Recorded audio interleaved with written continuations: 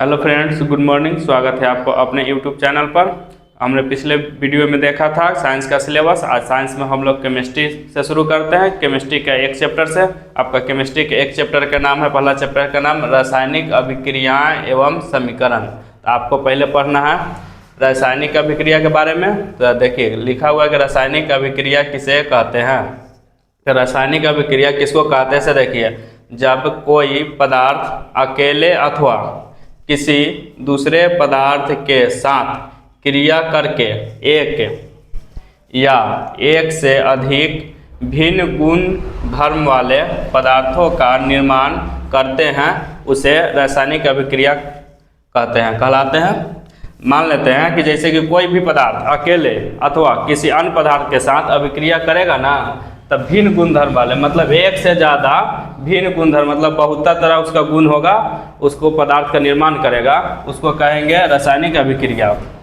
जैसे जब कोई पदार्थ अकेले, मतलब अकेले, जैसे ही हो गया, मान लेते हैं कोई पदार्थ है हीलियम, वो अकेले या किसी दूसरे पदार्थ के साथ, मान लेते हैं हीलियम या मान लेते हैं कि ऑक्सीजन है, हाइड्रोजन है, और अकेले अथवा किसी दूसरे पदार्थ मतलब ऑक्सीजन के साथ अभिक्रिया किया, तो एक या एक से अधिक, तो ये अभिक्रिया करेगा तो क्या बनाएगा, H2O, मतलब जल बनाएगा।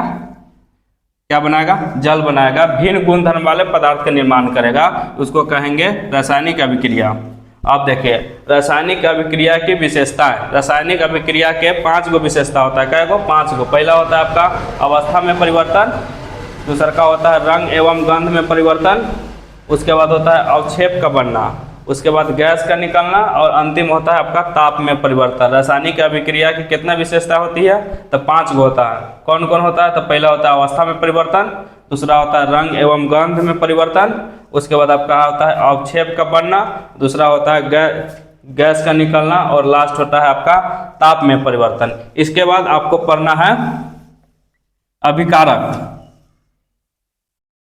क्या पढ़ना है आपको? अभिकारक। अभिकारक किसको कहते हैं? अभिकारक उसको कहते हैं जो रासायनिक अभिक्रिया में भाग लेता है। जैसे कि मान लेते हैं कि रासायनिक अभिक्रिया में बना है ना अभी H2 + O2, क्या बनेगा? H2O बनेगा। अभिकारक किसको कहेंगे? जो रासायनिक अभिक्रिया में भाग लेगा। ये जो आपका है H2 + O2, ये आपका क्या है? ये है आपका अभिकारक। क्या है ये? आपका अभिकारक है। रासायनिक अभिक्रिया में भाग लेने वाले पदार्थ को अभिकारक कहते हैं। उसके बाद आता है आपका उत्पाद। क्या आता है? उत्पाद। तो उत्पाद उसको कहते हैं जो रासायनिक अभिक्रिया के फल स्वरूप बनता है। तो ये अभिक्रिया किया, इसके फल स्वरूप क्या बना? ये बना ना जल। जल जो है आपका ये उत्पाद है। उत्पाद को ही प्रतिफल कहते हैं। क्या कहते हैं? प्रतिफल कहते हैं। अभिकारक किसको कहते हैं? जो रासायनिक अभिक्रिया में भाग लेगा, जो रासायनिक अभिक्रिया में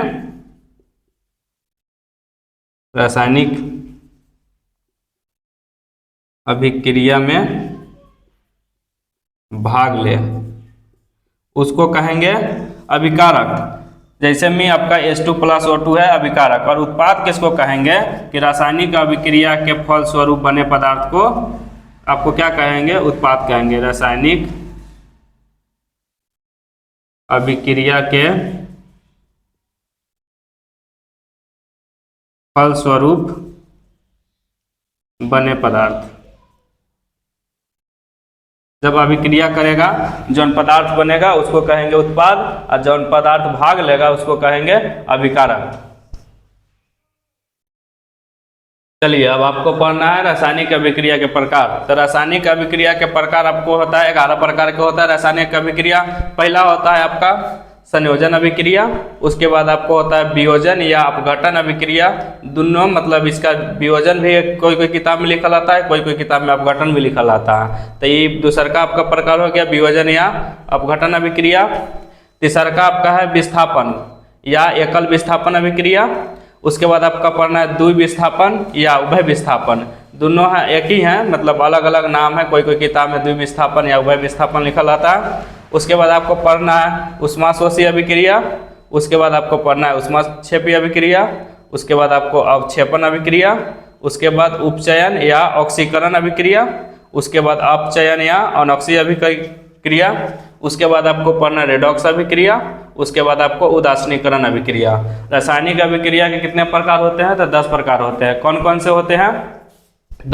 संयोजन अभिक्रिया, दूसरा का वियोजन या अपघटन अभिक्रिया, तीसरा का होता है विस्थापन या एकल विस्थापन अभिक्रिया, चौथा आपका द्विविस्थापन या उभय विस्थापन अभिक्रिया, उसके बाद आपका होता है उष्मा शोषीय अभिक्रिया, छठा में होता है उसका आपको उष्माक्षेपीय अभिक्रिया, उसके बाद अवक्षेपण अभिक्रिया, उसके बाद उपचयन या ऑक्सीकरण अभिक्रिया, उसके बाद अपचयन या अनऑक्सीकरण अभिक्रिया, 10वां आपका है रेडॉक्स अभिक्रिया और 11वां आपका उदासीनीकरण अभिक्रिया। इसके बारे में कल हम लोग अगले वीडियो में देखेंगे। तब तक के लिए थैंक यू।